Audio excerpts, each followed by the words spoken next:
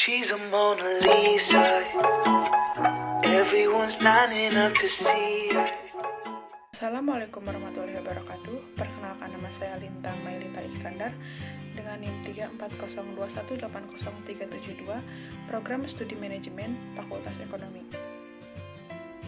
Baik, di sini saya akan membacakan materi tentang Sistem Informasi Manajemen, yaitu Standar Operasional Prosedur atau SOP. Prosedur operasi standar atau Standar Operasional Prosedur yang dapat disingkat sebagai SOP adalah suatu alur atau cara kerja yang sudah terstandarisasi. Standar operasional prosedur ini memiliki kekuatan sebagai suatu petunjuk yang bersifat mengikat dan direktif. Hal ini mencakup hal-hal dari operasi yang memiliki suatu prosedur atau langkah-langkah tertulis yang pasti. SOP disusun sesuai dengan kebutuhan, visi dan misi masing-masing perusahaan atau organisasi dengan tujuan yang berbeda-beda. Menurut Sailendra, Standar Operasional Prosedur atau SOP adalah panduan yang digunakan untuk memastikan kegiatan operasional organisasi atau perusahaan berjalan dengan lancar. Berikutnya adalah fungsi Standar Operasional Prosedur atau SOP. Berikut ini fungsi SOP atau Standar Operasional Prosedur, diantaranya yaitu 1. Memperlancar tugas petugas atau pegawai maupun tim atau unit kerja. 2. Sebagai dasar hukum jika terjadi penyimpangan. 3. Mengetahui dengan jelas hambatan dan mudah dilacak. 4. Mengarahkan petugas atau pegawai untuk sama-sama disiplin dalam bekerja.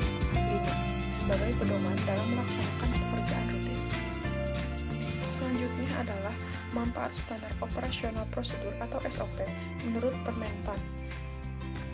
Manfaat SOP diantaranya yaitu sebagai standarisasi cara yang dilakukan dalam menyelesaikan pekerjaan khusus, mengurangi kesalahan dan kelalaian, menjadikan staf lebih mandiri dan tidak tergantung pada intervensi manajemen sehingga akan mengurangi keterlibatan pimpinan dalam sehari-hari, meningkatkan akuntabilitas dengan mendokumentasikan tanggung jawab khusus dalam pelaksanaan tugas, menciptakan ukuran standar kinerja yang akan memberikan pegawai cara konkret untuk memperbaiki kinerja serta membantu mengevaluasi usaha yang telah dilakukan. Menciptakan bahan training yang dapat membantu pegawai baru untuk cepat melakukan tugasnya. Menunjukkan kinerja bahwa organisasi efisien dan dikelola dengan baik. Menyediakan pedoman bagi setiap pegawai di unit pelayanan dalam melaksanakan pemberian pelayanan sehari-hari. Menghindari tumpang tindih pelaksanaan tugas, memberikan pelayanan. Membantu menelusuri terhadap kesalahan prosedural dalam memberikan pelayanan. Menjamin proses pelayanan tetap berjalan dalam berbagai situasi. Berikut ini adalah arti dan lambang flowchart dalam sebuah SOP. Yang pertama adalah flow direction symbol, yaitu simbol yang digunakan untuk menghubungkan antara simbol yang satu dengan simbol yang lain. Simbol ini disebut juga dengan connecting line. Yang kedua adalah terminator symbol, yaitu simbol untuk permulaan atau akhir dari suatu kegiatan. Yang ketiga adalah konektor simbol, yaitu simbol untuk keluar masuk atau penyambungan proses dalam lembar atau halaman yang sama. Yang keempat adalah konektor simbol, yaitu simbol untuk keluar masuk atau penyambungan proses pada lembar atau halaman yang berbeda. Yang kelima adalah processing symbol, yaitu simbol yang menunjukkan pengolahan yang dilakukan oleh komputer. 6. Simbol manual operation, yaitu simbol yang menunjukkan pengolahan yang tidak dilakukan oleh komputer. 7. Simbol decision, yaitu simbol pemilihan proses berdasarkan kondisi yang ada.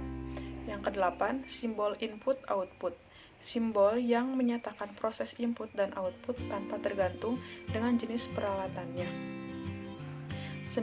Simbol manual input, yaitu simbol untuk pemasukan data secara manual online keyboard. Yang ke-10 adalah simbol preparation, yaitu simbol untuk mempersiapkan penyimpanan yang akan digunakan sebagai tempat pengolahan di dalam storage. Yang 11, simbol predefined process, yaitu simbol untuk melaksanakan suatu bagian subprogram atau prosedur. Yang ke-12, simbol display, yaitu simbol yang menyatakan peralatan output yang digunakan, yaitu layar, printer, dan sebagainya. 13. Simbol disk and online store, yaitu simbol yang menyatakan input yang berasal dari disk atau disimpan ke disk. Selanjutnya adalah simbol magnetic tape unit, yaitu simbol yang menyatakan input berasal dari pita magnetik atau output disimpan ke pita magnetik. Selanjutnya simbol pouch card, yaitu simbol yang menyatakan bahwa input berasal dari kartu atau output ditulis ke kartu. Dan yang terakhir adalah simbol dokumen, yaitu simbol yang menyatakan input berasal dari dokumen dalam bentuk kertas atau output dicetak ke kertas. Baik, di sini saya akan mencoba memberikan contoh SOP tentang pengiriman barang secara sederhana.